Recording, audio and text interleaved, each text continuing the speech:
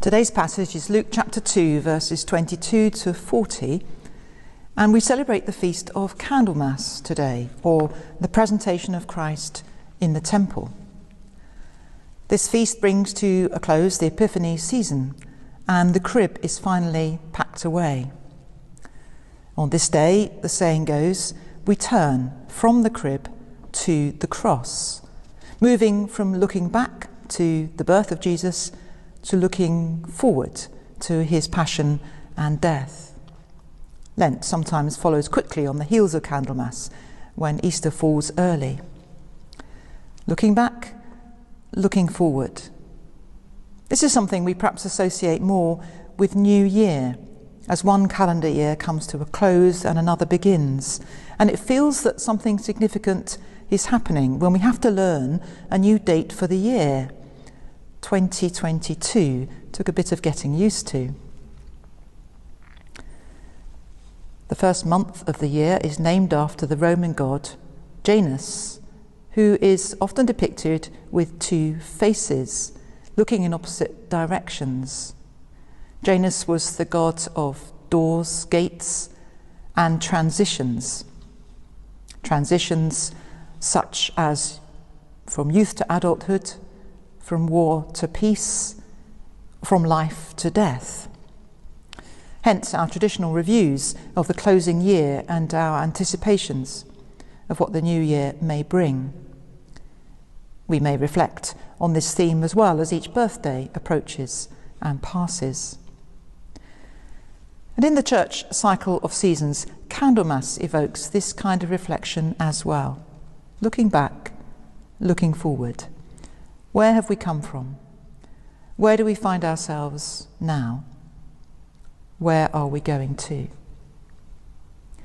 In the case of Jesus, we look back to the lovely, inspiring, beautiful stories of his birth and his welcome into the world. Stories we've amply filled out with our carols and works of art. Stories to lift the heart, full of promise. Looking forward, in the case of Jesus, is a different matter.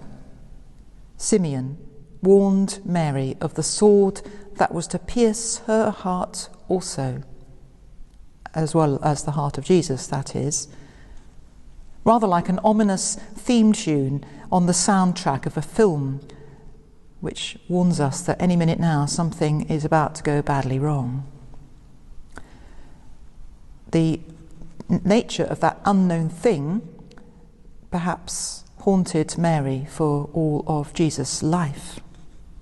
The future is unknown to all of us, and I've said before in these thoughts that it's probably a good thing that we don't see clearly what is to come.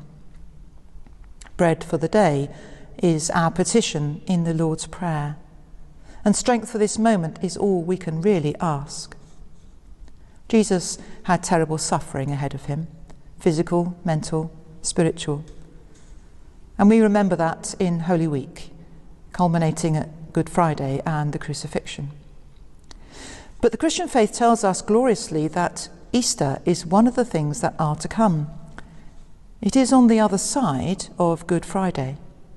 Suffering, death, before new life. But it is to come, and Easter Day will arrive with its wonderful rejoicing. You and I can look back and review where we have come from.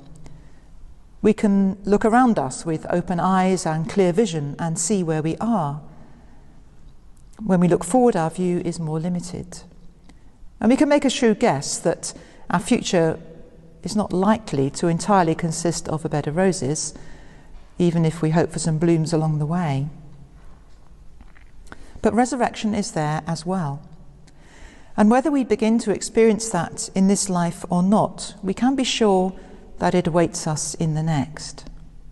Every Sunday is a feast of the resurrection, a foretaste of the heavenly banquet, a promise of what is to come. Each new day, when we begin it with faith and with commitment to walk it with Christ, can be itself a day of fresh hope and courage, new life, a new beginning. We are Easter people. And whatever kind of suffering we have to go through, we can also find life and joy through it and beyond it, as even Jesus did after the sword had pierced his own heart.